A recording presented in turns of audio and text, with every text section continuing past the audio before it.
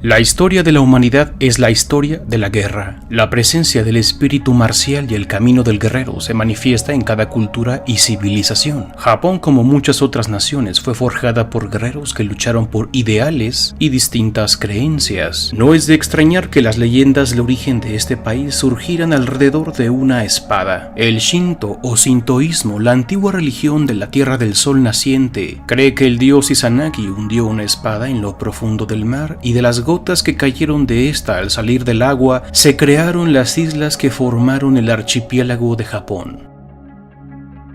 El estilo se refiere a los rasgos peculiares que caracterizan algo en específico y definen la esencia y la presentación de aquello que lo posee. El anime ha sido un claro puente a la cultura japonesa para el resto del mundo y quienes consumimos anime nos hemos visto muchas veces envueltos en los atributos, los componentes y la magia de este país. El anime está lleno de fantasía y ficción, pero la gran mayoría de su contenido refleja y transmite mucho de la cultura de su nación de origen. Visto desde fuera, nunca me pareció relevante e interesante Kimetsu no Yaiba y por azares del destino terminé viéndolo sin esperar mucho, pero me atrapó. Me atrapó su aura mística y tradicional, su estilo es muy japonés y no solo por la época, las referencias históricas, la ropa o las costumbres que ahí se muestran, sino por el trasfondo.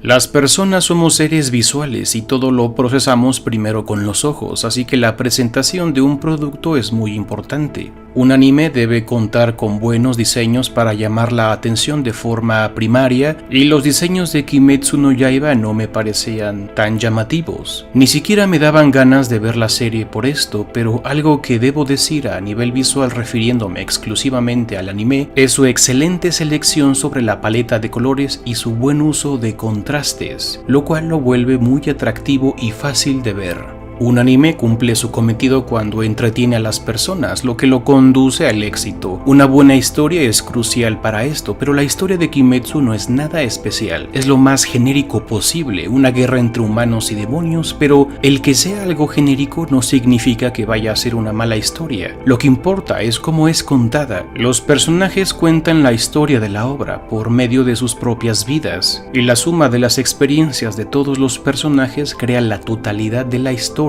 Por tanto, todas las figuras que interactúan dentro de la trama son lo que volverán bueno o no un anime o un manga, más allá de una supuesta construcción genérica y común. Kimetsu no Yaiba es bueno porque es una historia escrita con el corazón. Tiene mucha carga emocional. No creo que Koyoharu Gotouge haya planificado crear grandes personajes complejos para alimentar y nutrir la historia. De hecho, las vidas y experiencias narradas de cada persona en el manga y el anime no son nada del otro mundo, pero lo que hace brillar son las emociones implícitas en cada relato, en cada arco. La autora dejó una enorme carga emocional que no necesita sostenerse de un desarrollo complejo e innovador. Kimetsu crea mucha empatía en quien la ve.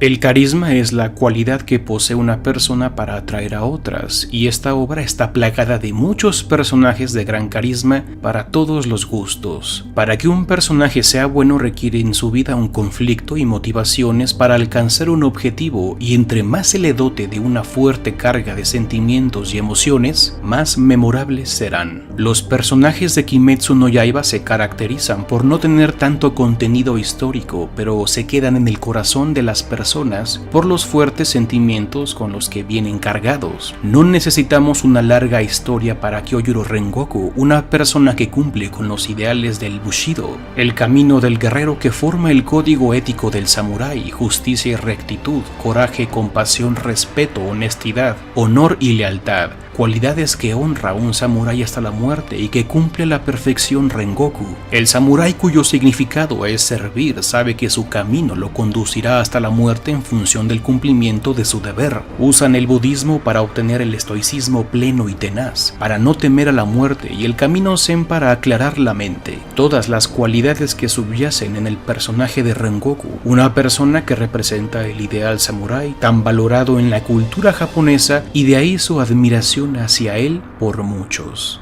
Un guerrero compasivo, honesto y leal a sus camaradas, con una voluntad inquebrantable blande su espada para cumplir su deber, con un gran coraje para hacer justicia hasta morir colmado de honor. La muerte de Rengoku duele no porque estemos acostumbrados a ver mucho al personaje, su historia no es larga, duele por el increíble carisma que posee, cualidades cargadas de sentimientos e ideales que defiende hasta la muerte. Vemos un personaje de gran nobleza que arde como el mismo fuego, esforzarse más allá de los límites humanos para seguir esa voluntad. Fue Kyojuro Rengoku quien hizo que comenzara a gustarme realmente esta historia. Y podemos seguir así con muchos personajes. Shinobu y Himejima pelean honrando las vidas de sus seres amados que murieron a manos de los demonios. Sanemi Shinasugawa lucha incansablemente para vengar a quienes perdió y por los que aún viven, y que de todas formas perderá por más fuerte que se vuelva. Giyu Tomioka sufre al sentirse indigno de estar en el lugar de aquella persona que se sacrificó para salvarlo y quien poseía más talento para ser especial en esta vida. Tokito Muichiro sufre de amnesia, su mente tuvo que bloquear todo con lo que no pudo lidiar. Los mismos protagonistas Tanjiro y Nezuko pierden a toda su familia y se embarcan en una cruzada contra los demonios para que así Tanjiro pueda salvar a su hermana, la única familia que le queda. Podemos hacer lo mismo con historias de la mayoría de las lunas superiores y otros demonios. Si observamos detenidamente, no hay ninguna historia, ningún relato complejo o súper elaborado, son simples pero todos cargados fuertemente de emociones y sentimientos que inevitablemente, ya sea uno u otro, empatizarán con el espectador. Y al tratarse de una guerra habrá pérdidas, entonces si cada personaje está lleno de sentimientos, cuando luchen, mueran y caigan, lo volverá aún más entrañable rodeado de un aura de epicidad dependiendo del contexto. En resumen, lo que sea más memorable, más se quedará grabado en nuestras mentes sin importar si el desarrollo de la trama es elaborada o no. No importa si la historia no está escrita de manera profunda, porque son los sentimientos los que le darán esa profundidad.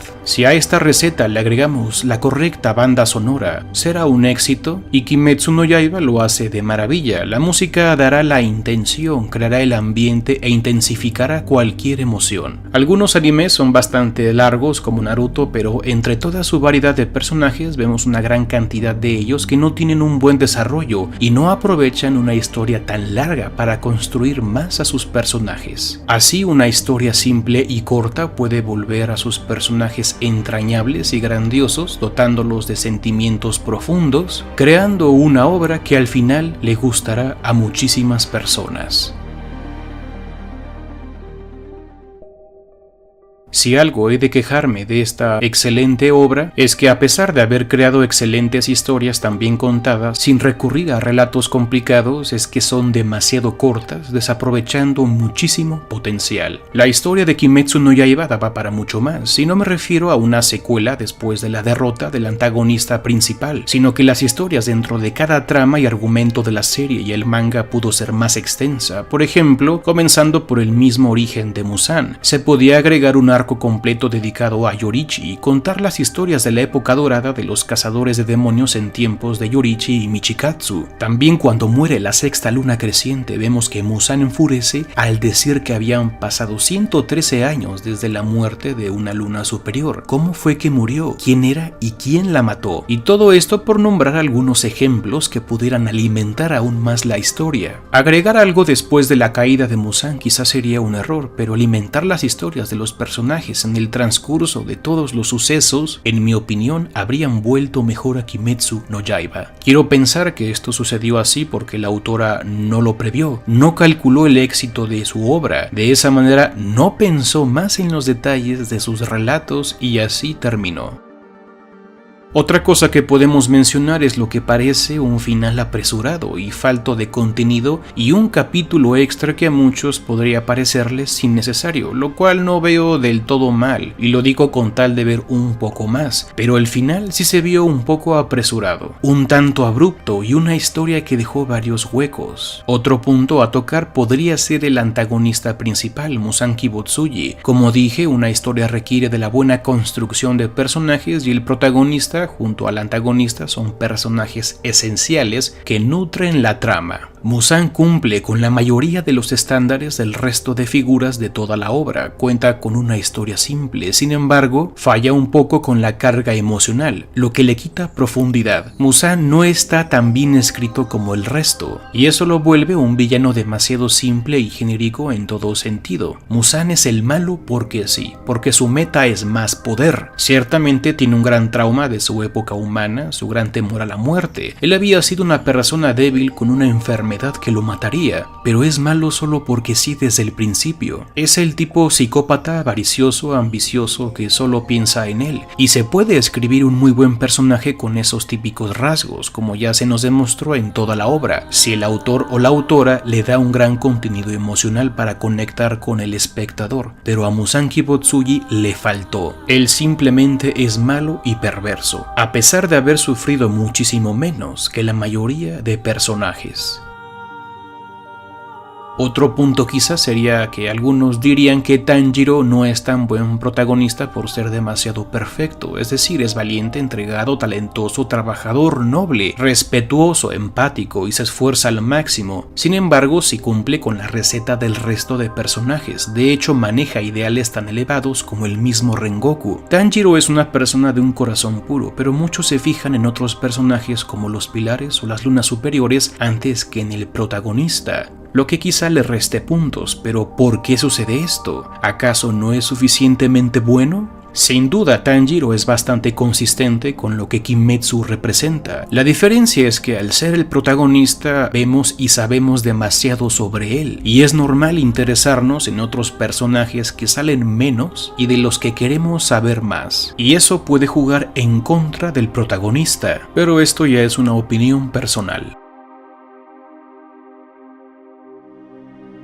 Esta historia está construida a partir de nexos y los fuertes vínculos entre las personas. Maneja intensos valores familiares y de amistad como muchos mangas y animes. Pero claro, Kimetsu lo hace diferente, o más bien en una intensidad mayor. Tal parece que para la autora, al menos en este manga, la familia es extremadamente importante. Los protagonistas son hermanos que perdieron a su familia y desarrollan una unión aún más poderosa que antes. Giyu Tomioka tenía un vínculo especial con su hermana y su familia también es asesinada por demonios. Sabito se vuelve como su hermano, quien también muere, por lo que el Pilar del Agua lleva un Haori en memoria de su hermana y Sabito. Shinobu era una niña feliz viviendo con sus padres y hermana, hasta que son asesinados por demonios frente a ella. Su hermana se vuelve Pilar y muere a manos de Douma, y su vínculo con Kanae es el origen de su fuerza para enfrentar a la segunda luna superior. Sanemi pierde a su familia pero lucha por su hermano Genya y anteriormente por un cazador de demonios que lo había adoptado como su hermano menor. Kanao es adoptada por Kanae y Shinobu y sigue la línea sucesora de sus hermanas. Gyutaro y Daki, a pesar de ser demonios, tienen un intenso vínculo como hermanos, que podría bien rivalizar con el de Tanjiro y Nezuko. Muichiro Tokito perdió la memoria tras ver morir a su hermano gemelo. Kyojuro Rengoku tiene un fuerte vínculo con su hermano Senjuro Rengoku. Akasa perdió 2 veces una familia, lo que lo destruye psicológicamente y lo convierte en lo que es. Mitsuri llega a la cofradía porque literalmente busca una familia donde pueda ser ella misma, sin ser juzgada. Himejima no tenía familia conocida antes del manga, pero cuidaba y criaba niños formando lazos profundos con ellos, y son quienes lo esperan en el momento de su muerte. Rui, la quinta menguante, estaba muy unido a su hermano mayor y la necesidad de tener una familia se manifiesta siendo demonio, y por eso es que él se crea una. Zenitsu es adoptado por el antiguo Pilar Rugiente y lo llama abuelo, se convierte en su familia. Más tarde Tanjiro, Inosuke y Nezuko serán su nueva familia. Inosuke tenía una conexión tan fuerte con su madre que es capaz de recordarla a pesar de haber sido un bebé cuando ella murió murió y lucha con Douma para poder vengarla. Después sus amigos serán su nueva familia. El mismo Kokushibo tenía un vínculo tan poderoso con su hermano Yorichi que su vida siempre giró en torno a él, y aunque se convierte en un demonio y sigue siendo la sombra de lo que su hermano fue, nunca deja de amarlo. Y así podemos seguir. La familia es demasiado importante en esta obra, pero los lazos entre amigos llegan al punto de convertirse en conexiones fraternales, al grado de ser como la familia. El papel de la familia es esencial en la obra de Koyoharu Gotouge, y justamente el villano principal, Muzan, es quien rompe con este rasgo esencial de la historia. Muzan es una persona que se desvincula voluntariamente de su familia por ambición, por poder e inmortalidad, y después luchará para destruir la familia que una vez tuvo y todos sus descendientes. La familia Ubuyashiki recibe una maldición divina por esto y se conjuran a acabar con uno de sus ancestros. Al final, la guerra en Kimetsu no Yaiba es una guerra familiar. Estos profundos vínculos familiares y de amistades fraternas es justamente el meollo de lo que hace buena esta obra. La enorme carga emocional de Kimetsu no Yaiba se siente precisamente por estos lazos que la autora crea, y esto hace que los espectadores sintamos más vivos a los personajes, percibiendo cierta profundidad en la historia. El tema central de Kimetsu no Yaiba siempre fue la amistad y sobre todo la familia.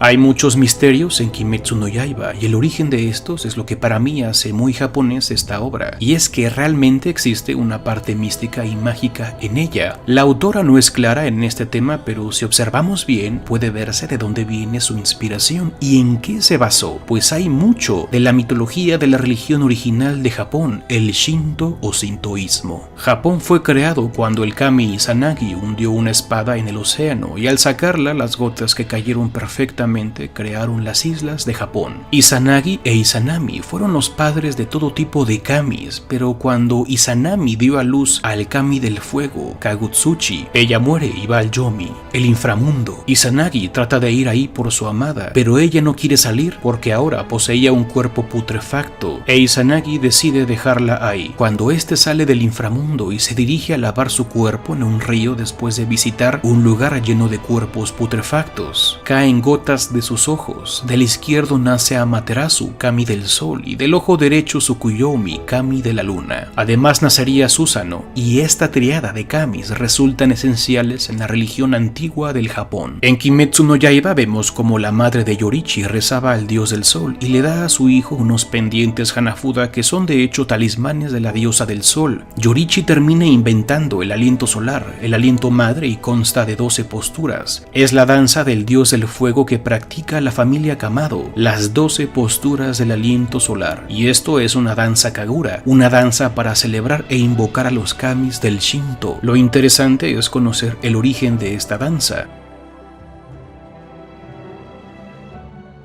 El kami Susanoo, que representa las tormentas, había entrado en conflicto con Amaterasu, la encarnación del sol. Ella se había sentido ofendida por su hermano y se esconde en una cueva, lo que ocasiona un periodo de oscuridad. Entonces los kamis no saben qué hacer para que salga Amaterasu y regrese la luz del sol. Así que Ameno Usume, kami de la danza y la felicidad, baila para entretener a los dioses, y debido al bullicio generado por su danza, porque baila hasta perder toda su ropa y quedar desnuda, la curiosa Amaterasu sale de la cueva para ver qué sucede y regresa el sol. La danza de Ameno Usume es justamente la danza Kagura, la primera de todas que invoca al sol. La danza Kagura en las tradiciones sintoístas de Japón está compuesta de 12 piezas musicales que se bailan en 6 horas. 12 piezas igual que las 12 posturas de Yorichi, y aquí entendemos la referencia, lo que significa que el personaje creador del aliento solar está íntimamente ligado a Amaterasu, por sus pendientes, por el aliento solar, por las 12 posturas de su respiración y por su vínculo con Michikatsu, su hermano. Michikatsu representa la luna, tal es así que inventa el aliento lunar haciendo alusión a Tsukuyomi, el kami de la luna, quien termina distanciado de su hermana.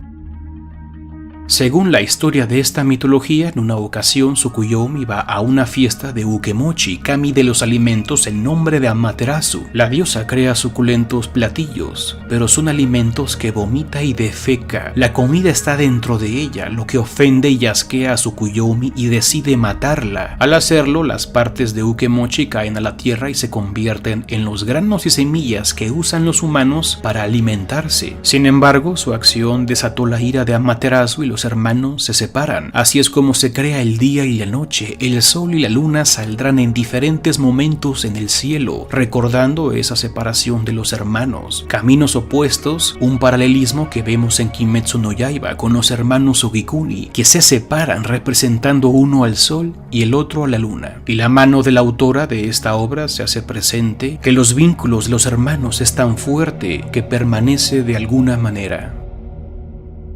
Podemos ver más de las antiguas tradiciones japonesas y el misticismo con el lirio de araña azul y el origen de Musanki Butsuji. El lirio de araña rojo es una flor que existe en la vida real y representa muchas cosas. Ahuyenta a los demonios y malos espíritus, pero guía el andar de las almas a través del río cuando las personas mueren. Por influencias budistas, muchos en Japón creen en la reencarnación y el lirio de araña rojo representa todos los recuerdos de las vidas pasadas de un alma. Al llegar al final de su camino por el río, deben abandonar sus recuerdos y reencarnar. Podemos encontrar una pista de que Gotouge se basó en ello cuando vemos la escena donde Zenitsu mira a su abuelo fallecido tras derrotar a Kaigaku. Ahí podemos observar que están separados por un río y el campo se ve rodeado de lirios de araña rojo, haciendo evidente el simbolismo que Koyoharu utiliza. Entonces, ¿qué es el lirio de araña azul? Lo más evidente sería pensar que es la contraparte del lirio de araña rojo, y si uno conduce a través de la muerte para la reencarnación, ¿qué es lo contrario de eso? Pues eso sería el no morir, para no reencarnar, y los demonios no mueren, pero hay más. El lirio de araña rojo crece mejor cuando se expone a pleno sol, a diferencia del ficticio lirio de araña azul inventado por la autora que solo florece por un par de días de día porque la luz solar es demasiado para esta flor, razón por la cual Musan jamás pudo encontrarla. Considerando esto y el color de los lirios, es como si el lirio de araña rojo estuviera bendecido por Amaterasu, kami del sol, y el lirio de araña azul bendecido por Tsukuyomi, kami de la luna. Los demonios surgen a partir del lirio de araña azul, la contraparte del rojo, la contraparte de la vida, y los demonios más poderosos reciben el nombre de 12 lunas demoníacas, en alusión a las 12 lunaciones o 12 meses lunares. El año lunar es el tiempo que tarda la luna en completar 12 ciclos de fases lunares, y vemos de nuevo el número 12 como contraposición de las 12 posturas del sol, los 12 pasos de la danza Kagura para invocar a Amaterasu, las 12 piezas que conforman esta danza. Todo lo que menciona no está para nada confirmado y explícito en la obra de Gotouge, por lo que son simples teorías personales, pero para quienes saben del tema y observan con cuidado, es inevitable no notar ver los simbolismos que usa Gotouge en su obra, haciendo evidente de dónde es que lo saca. Por tanto, estas teorías están sustentadas en hechos que sí podemos observar detenidamente en la obra. Y si la autora diera más detalles sobre todo esto, estoy seguro que seguiría este camino.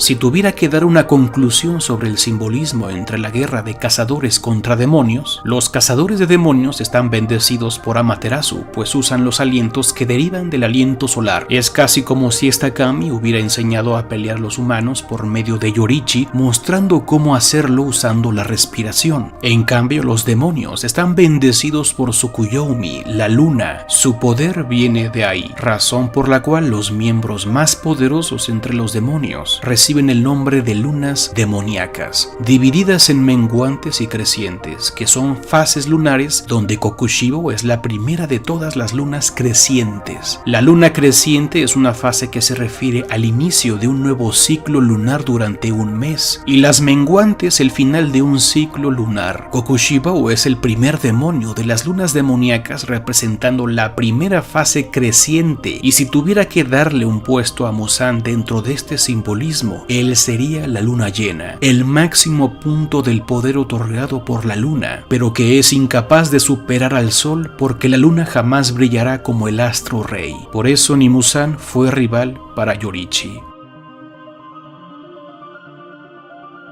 Con esto llegamos al final. Gracias por llegar hasta aquí. A los miembros del canal les agradezco su apoyo y especialmente por su aporte a Ronald Acosta y Manuel Ignacio Esquivel, que forman parte de los Café Cappuccino. Los miembros del canal son parte esencial para la existencia de estos videos. Puedes seguirme en mis redes sociales que encontrarás en la descripción del video. Regálame un like y suscríbete para más. Nos vemos pronto.